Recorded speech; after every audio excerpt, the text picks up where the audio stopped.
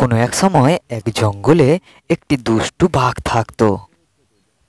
একদিন দুষ্টু বাঘটি জঙ্গলে জঙ্গলে ঘুরছিল খাবারের সন্ধানে।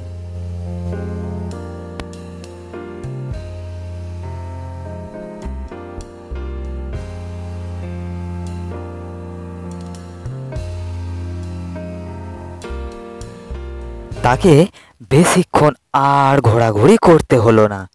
কিছুক্ষণের মধ্যে দুষ্টু বাঘটি একটি মোটা সোটা হরিণকে শিকার করলো। বাঘটি তো মনের আনন্দে হরিণটিকে খেয়ে ফেললো। হরিণটিকে খেয়ে আমি বেশ মজা পেলাম। হরিণটি বেশ মোটা সোটা ছিল।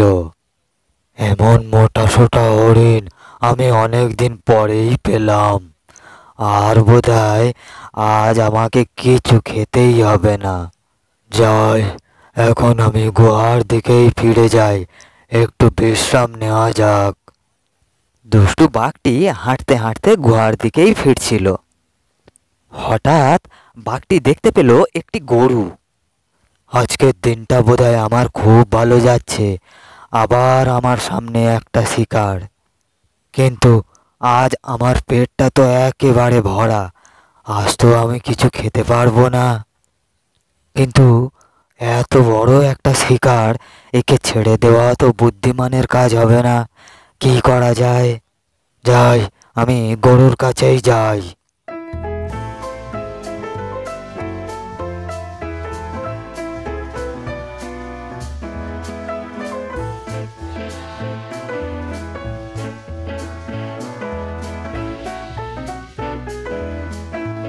কি রে গরু, তুই একা একা এখানে কি করছিস? এর আগে আমি তোকে এখানে দেখিনি তো।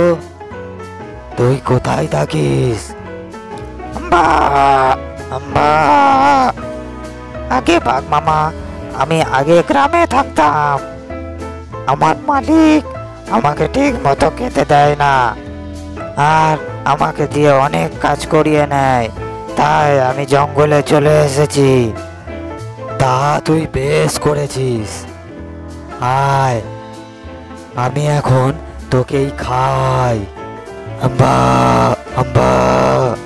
বাঘ মামা, আপনি আমাকে খাবেন সে তো খুব ভালো, কিন্তু আমি যদি কিছু খাবার পেতাম তাহলে একটু মোটা সোটা হতাম, তাহলেই আপনার পেট আরো বেশি ভরতো। কিন্তু আমার গায়ে তো কোনো মাংস নেই, শুধু হাড়। এই হাড় খেয়ে কি আপনার পেট ভরবে? আমার শরীরে যদি একটু মাংস হতো তবেই না আপনার পেট ভরতো। আম্বা। বাঘ ভেবে দেখলো ঠিক কথা, গরুর গায়ে যদি একটু মাংস হয় তাহলে তো আমার লাভ। তাহলে আমি দুদিনের জায়গায় 4 দিন ধরে গরুটাকে খেতে পারবো। গরু, তোর বুদ্ধি আছে, তাহলে কি করা যায় বলতো? আম্বা। বাঘ মামা, আপনাকে একটু কষ্ট করতে হবে। হাটে গিয়ে দোকান থেকে আমার জন্য কিছু খোল ভুসি নিয়ে আসতে হবে, যা খেয়ে আমার গায়ে অনেক মাংস লাগবে।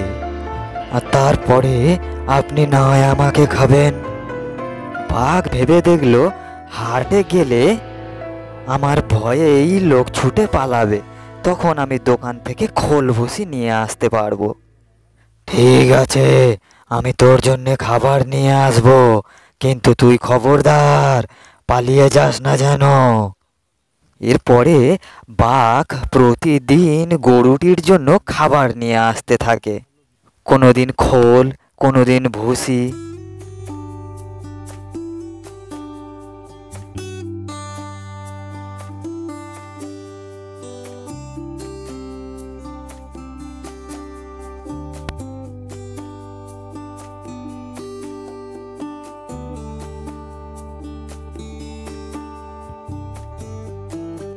আর গরু সেই খাবারগুলি ঘরের ভিতর মজুত করতে থাকে। ধীরে ধীরে গরুর ঘরের ভিতরে অনেক খাবার জমা হয়ে গেল। একদিন বাঘ গরুটিকে বলল, এই গরু, তুই তো খাচ্ছিস বেশ, কিন্তু তোর গায়ে মাংস লাগছে না কেন? আম্বা, আম্বা। বাঘ মামা, আমি তো সবে কালকের খাওয়া শেষ করেছি। 2 দিন তো সময় দিতে হবে, তবে তো আমার গায়ে মাংস লাগবে। আপনি আর 1 দিন পরে আসুন, তবেই আমার গায়ে অনেক মাংস হয়ে যাবে, আপনি মজা করে খাবেন। 1 দিন পরে গরু ঘরের ভিতর থেকে দরজা ভালো করে বন্ধ করে দিল, বেশ শক্ত করে। এইদিকে বাঘটি সেখানে এলো গরুকে খাওয়ার জন্য, কিন্তু বাঘ গরুকে দেখতে পেল না। হ্যালো, হ্যালো, কি রে গরু, বেরিয়ে আয়, আমি তোকে খাই। তুই যে আজ আমাকে আসতে বলেছিলি। আম্বা, আম্বা।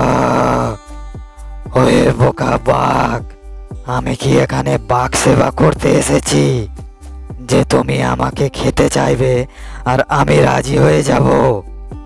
আমি একদম বাইরে যাব না। ঠিক আছে, আমি দেখছি তুই কতদিন ঘরের ভিতরে বন্দি থাকিস, আমি এই বাইরেই রইলাম। 1 দিন যায়, 2 দিন যায়, 1 সপ্তাহ যায়, 2 সপ্তাহ যায়। গরুটি ঘরের ভিতরে খোল ভুসি খেয়ে দিব্যি দিন কাটাতে লাগলো। এইদিকে গরুর আশায় বাঘটি তার ঘরের বাইরে না খেয়ে খেয়ে দিনে দিনে দুর্বল হয়ে যেতে লাগলো। অবশেষে বাঘটি এতটাই দুর্বল হয়ে গেল যে সে গরুটির আশা ত্যাগ করে সেখান থেকে চলে গেল।